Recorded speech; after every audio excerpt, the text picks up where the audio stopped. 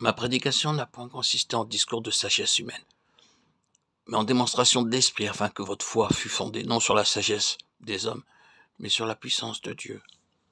1 Corinthiens 2, 4, 15. Paul ne le parle pas ici comme aux Galates, comme de deux évangiles, mais de la manière de prêcher le même évangile, la croix de Christ. Il leur démontre que les discours pathétiques de la sagesse humaine produisent une foi qui porte le sceau de son origine, une foi qui se fonde sur la sagesse de l'homme. Tant que cette foi-là sera entretenue par les hommes et leurs moyens humains, elle pourra bien paraître prospère à leurs yeux, mais elle sera incapable de résister au jour de l'épreuve. En écoutant prêcher ainsi l'Évangile, on pourra bien devenir croyant, mais on ne sera jamais qu'un faible croyant. Tandis que la foi, qui naît d'une prédication pleine de vie, de l'Esprit et de la puissance de Dieu, en reçoit une force divine. Le croyant qui écoute cette prédication-là est amené par le Saint-Esprit lui-même à regarder au-delà de l'homme qui parle, à se mettre directement en contact avec le Dieu vivant. Et il en reçoit aussitôt une foi qui lui vient de la vertu même de Dieu.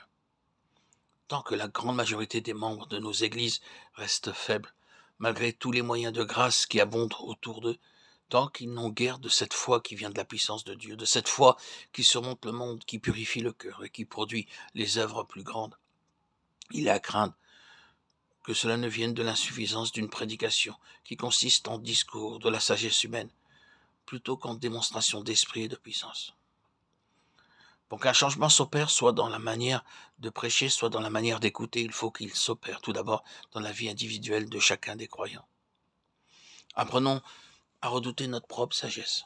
Confie-toi en l'Éternel de tout ton cœur et ne t'appuie pas sur ta prudence. Proverbe 3, 5.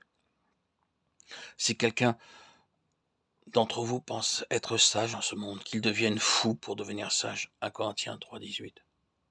Quand l'Écriture nous dit que ceux qui sont à Christ ont crucifié la chair, elle entend aussi par là l'intelligence, la sagesse charnelle. Galates 5, 24, 2 Corinthiens 1, 12. Quand je crucifie mon moi, je voue à la mort ma bonté, ma force, ma volonté, reconnaissant qu'elles ne valent rien, et je regarde à Christ pour recevoir de lui bonté, force et volonté. Il faut que je fasse de même quant à ma sagesse. L'intelligence de l'homme est ce qui le rapproche le plus de Dieu, mais le péché s'en est rendu maître et la domine. Un homme peut être sincèrement converti et pourtant ne pas se douter à quel degré c'est par son intelligence naturelle qu'il cherche encore à saisir les vérités divines. Et si tant de lecture de la Bible, tant d'enseignements bibliques produisent si peu de fruits quant à la sanctification pratique, c'est parce que la vérité n'a pas été enseignée et reçue par l'intervention efficace du Saint-Esprit.